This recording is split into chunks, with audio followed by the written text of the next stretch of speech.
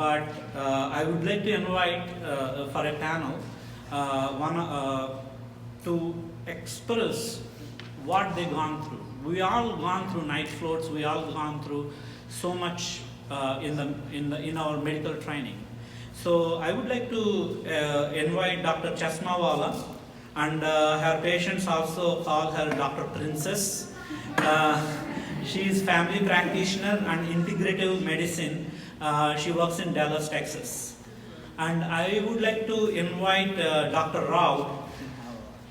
Dr. Rao, pediatrics pulmonology. She works in Dallas, Texas.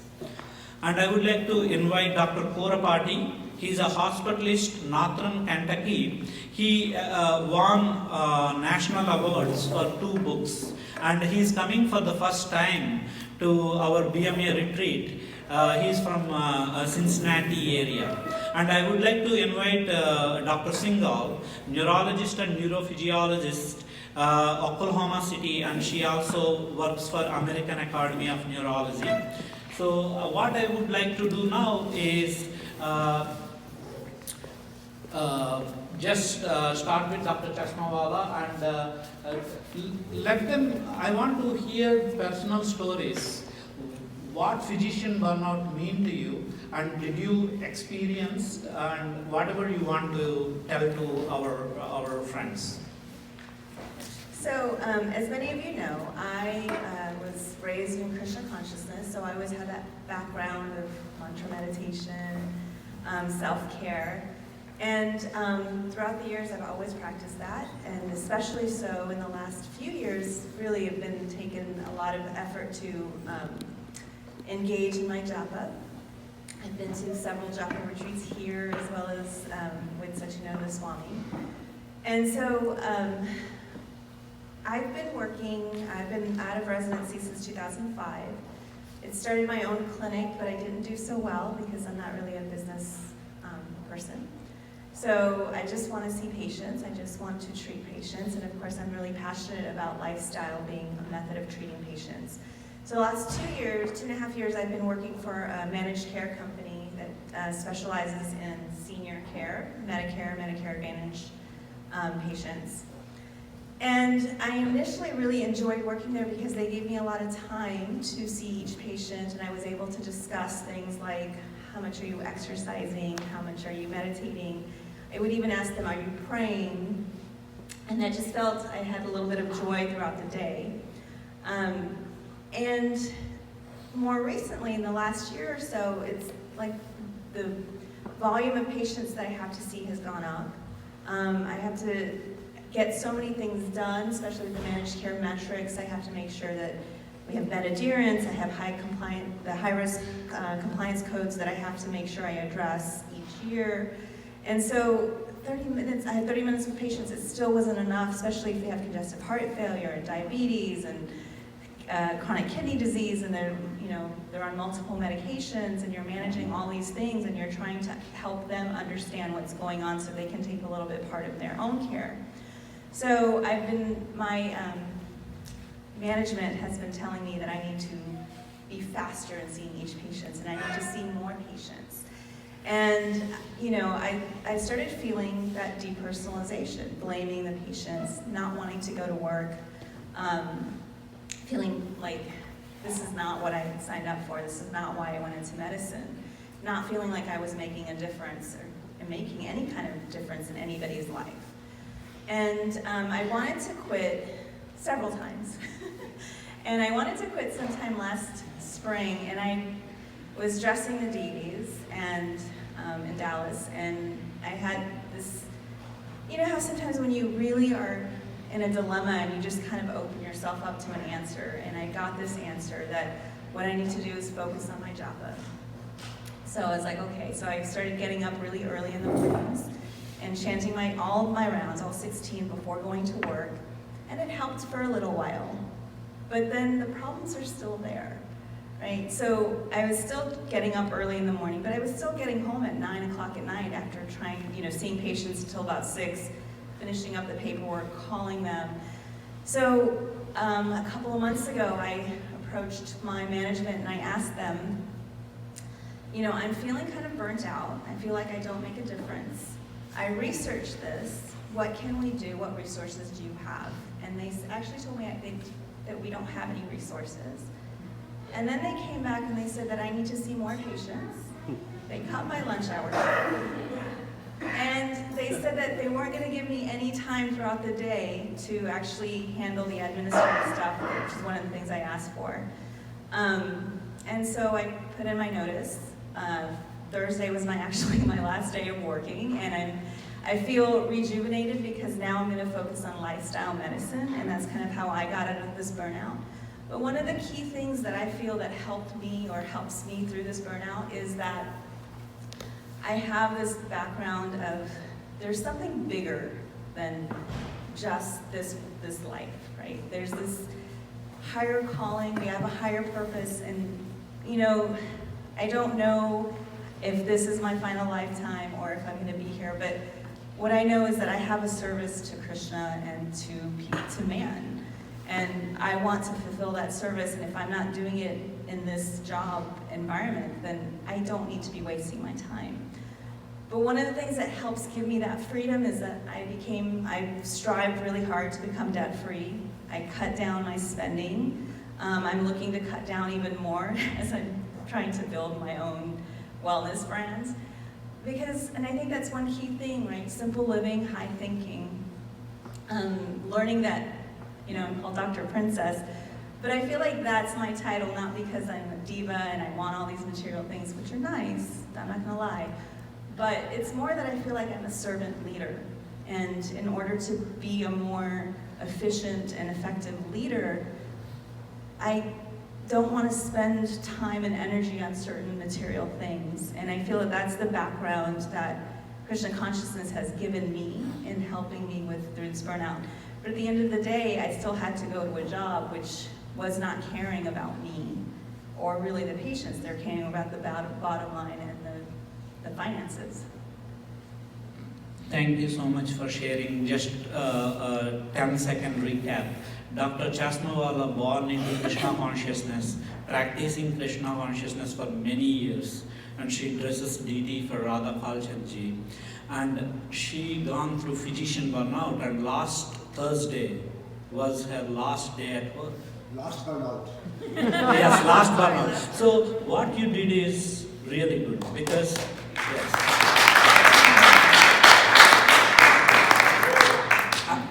I attend to all these conferences, and there is different solutions for each individual problem.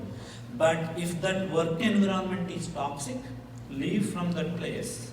And with my limited time we spent in Dallas, the mantra retreat, and now I see there is a huge potential, especially in that wellness area, how knowledgeable you are. So I think you can accomplish a lot by doing stuff by yourself.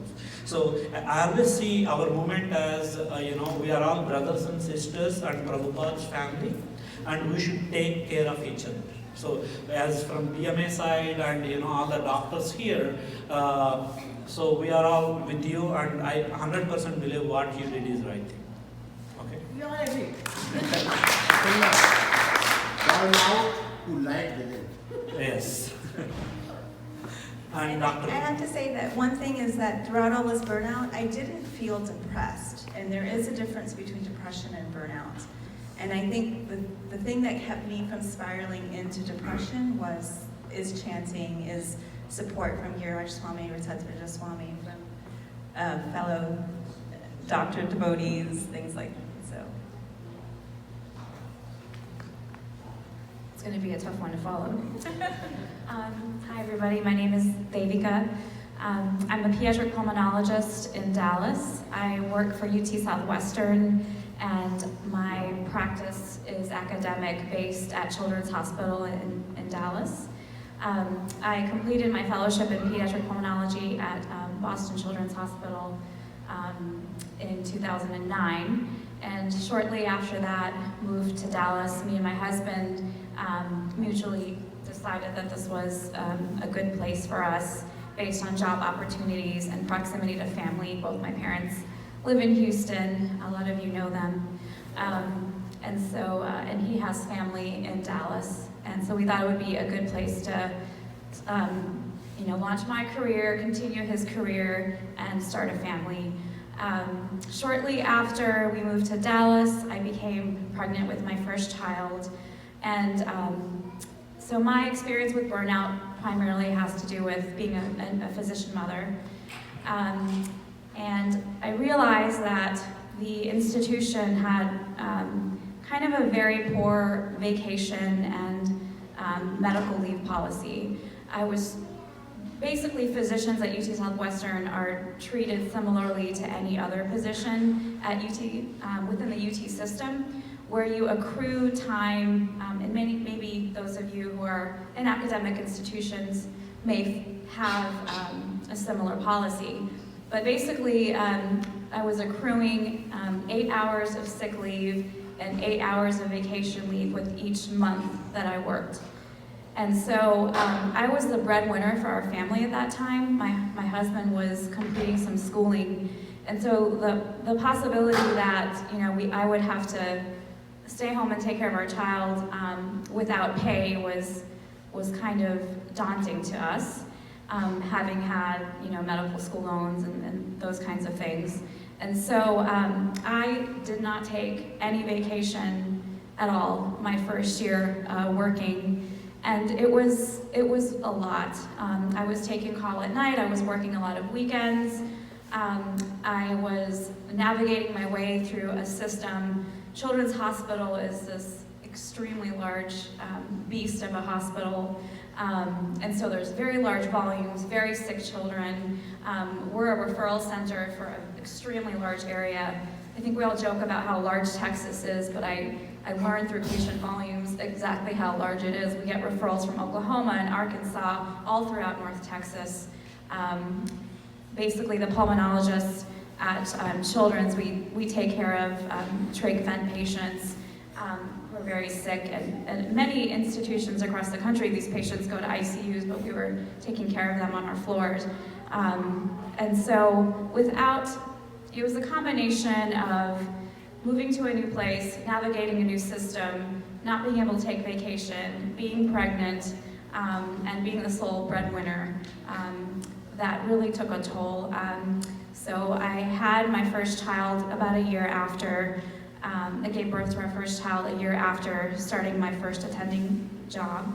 And I had expectations for myself as a pediatrician that I should be able to do this. I think I know the fever guidelines, I should be able to do this. And so there was expectations on myself. I also knew the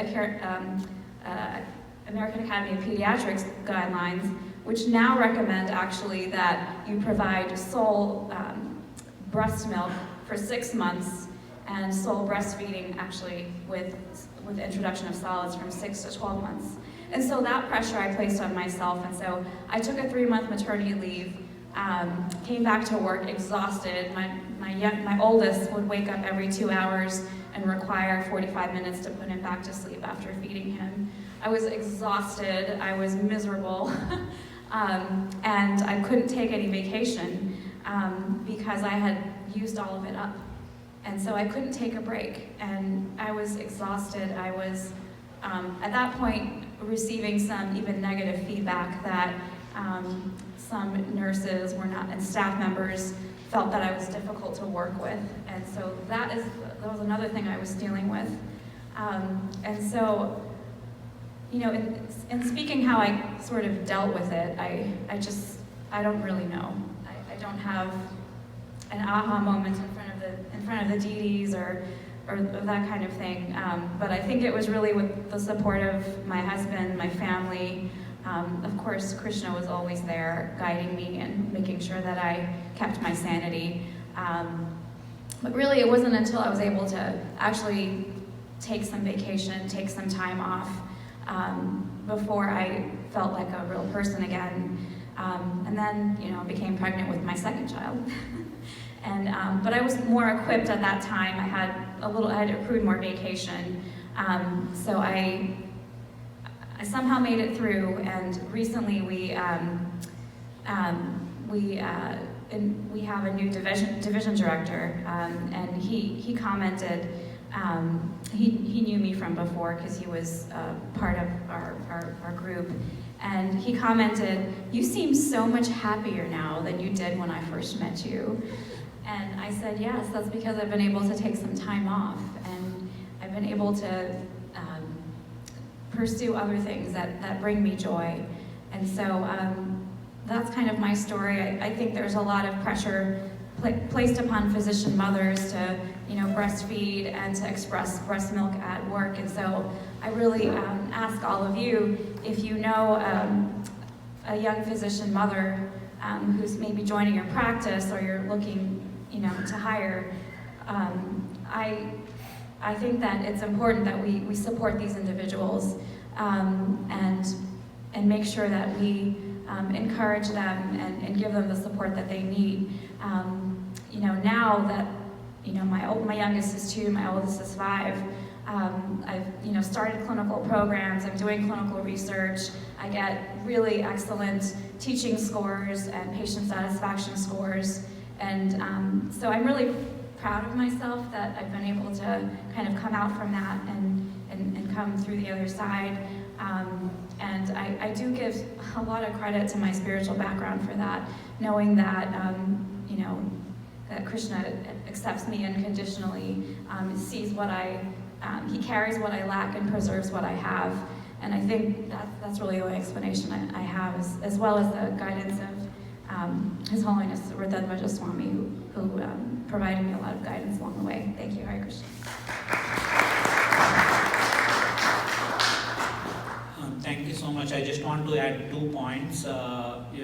Dr. Rao practicing Krishna consciousness for many years, and the 2 highlights, the main things to take from this experience is no support.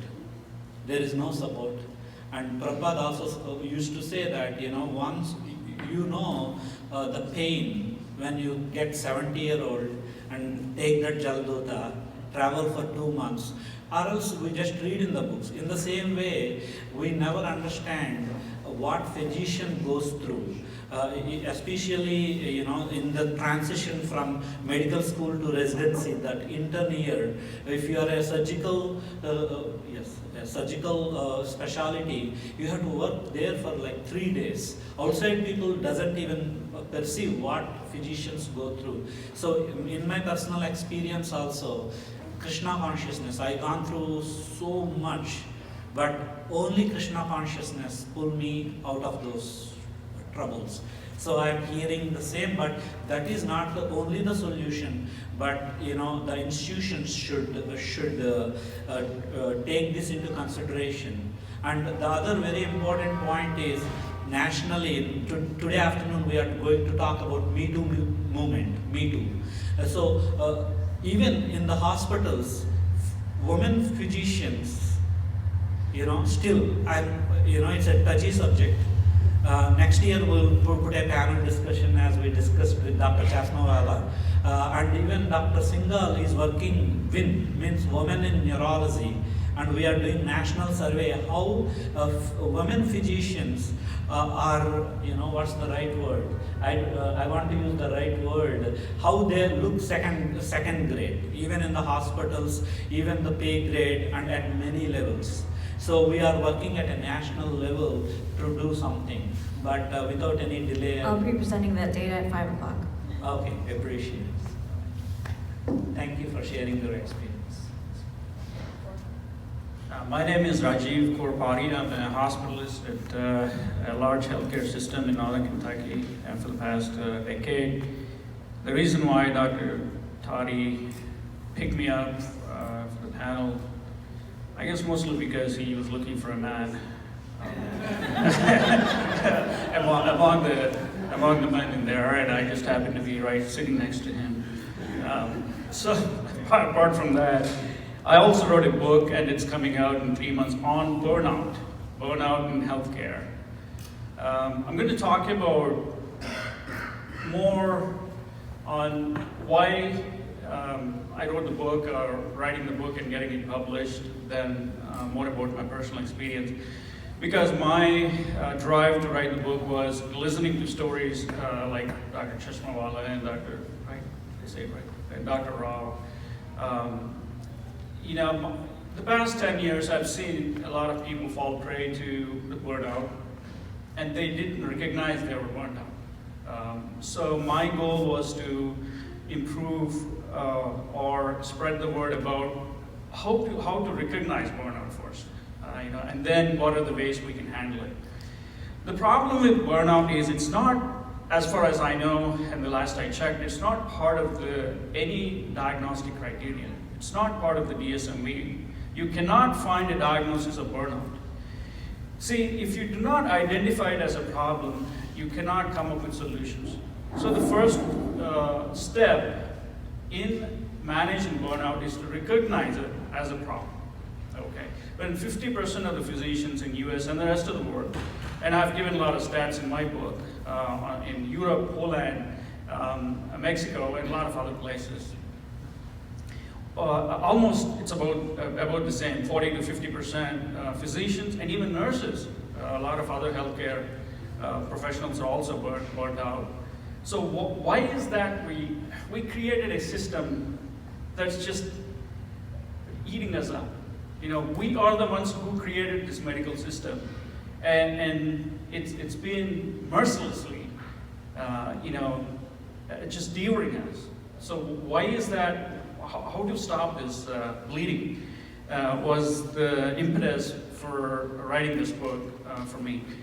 So I have several stories in the book of the physicians, nurses, and other care providers, but I'll pick out 3 and make it very simple. One is I've heard one of my neurologist colleagues talking about her friend who just left the profession cold turkey.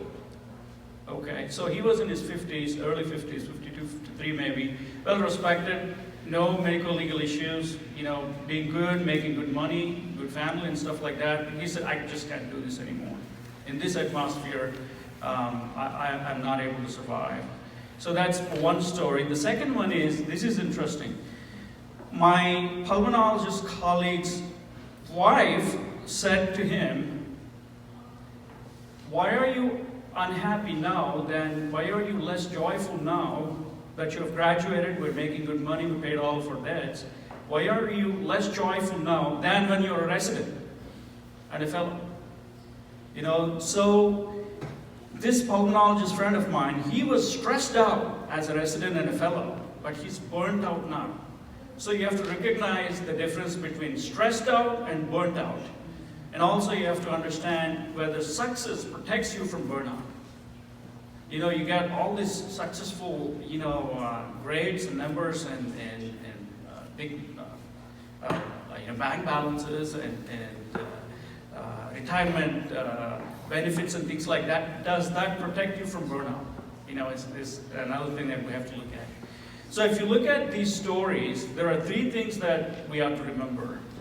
If you remember this mnemonic, and keep that in mind from time to time, whether for you or for your colleagues, remember this mnemonic, DEF, D-E-F. Am I deaf? Am I going deaf? Okay. So DEF is like Dr. Toddy said, I just made it in a mnemonic. Depersonalization, emotional exhaustion, and F is functional performance. So what this DEF translates to is I'm becoming cynical, I'm becoming less efficient. In other words, I'm making more errors, and I'm getting exhausted. So if you're seeing these symptoms of DEF, then you are already probably burnt out. Okay, you have to make steps to, you know, identify. Of course, you have identified now. You have to find out how to, you know, find ways to come out of that. Whatever. There are so many ways because burnout manifests in so many different ways. It's not a one diagnostic definition you have. It's a combination of many problems. I'm finishing it up. So first is, if at all we learned anything from, at least from my 2-minute 2 cent here, is to recognize either in you or your friend that you are burnt out, and then start looking. You'll find solutions. Thank you.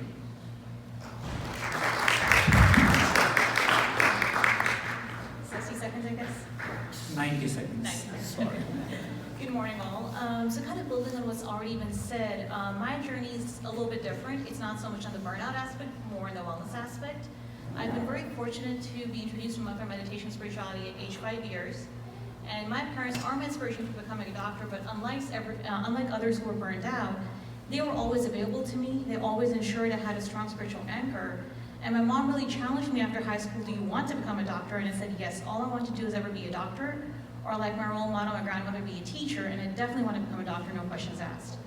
And in residency, I was very fortunate to have that spiritual anchor, but I noticed that, oh, I don't have time for meditation today, I don't have time for this. And during those rotations, I wasn't nearly as happy or as resilient. And I was given this really great advice by my mom, just for the next 30 days, come what may, make it a choice and a priority to focus on your meditation and the practice you have. Yes, you're on a busy ICU rotation, just do it and see what happens. I did it, and I found at the end of 30 days, nothing else in life changed. As a resident, I had no control over my environment. But focusing on what my anchor was really helped me.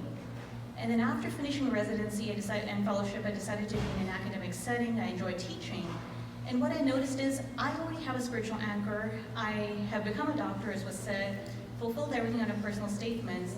Why yet am I feeling a little bit incomplete? It's not like others where, oh, I haven't found a spiritual background, or I'm not focusing on the soul. And everyone's journey may be different, but after a lot of inner seeking, asking the higher consciousness, the one word that came to me was physician burnout. And I started investigating and looking into what is this. Long story short, I got a chance to collaborate with a few people, connect to the Physician Burnout Summit. And there I realized that I love being a doctor and a teacher. I'm seeing a lot of medical students and residents come in with this exciting gleam in their eyes. And by the time they're done, they're all cynical, tired.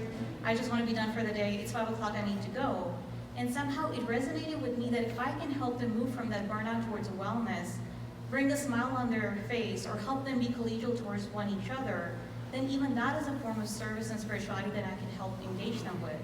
In the interest of time, I'll just leave it as I've found that for me, combining medicine and spirituality is actually together. It's more complementary than I'd realized. And working on some of the wellness endeavors, whether it's leading guided meditation sessions or working with a patient or medical student, actually brings me more happiness and makes me feel more complete than just seeing patients or practicing meditation alone for me. Thank you. Thank you so much for coming. I just end with this one thing, and then we'll go into the next presentation. So Srila Prabhupada used to say, there are no material solutions for material problems. There are spiritual solutions for material problems. So all of them, it's very interesting. Dr. Singhal is coming for the first time, and she also felt that spiritual background is very helpful in these tough times. And of course, Dr. Rao, Dr. Chaswala, and Dr. Kurapati wrote a book. So what I want to leave is, this is part 1. There is part 2 tomorrow morning in Srimad Bhagavatam class. So make an effort so that here we can discuss because of CMA and everything. So tomorrow we'll talk about spiritual solutions for material problems. So suspense continues. Thank you. Thank you very much for Dr. Tadi and all of the participants.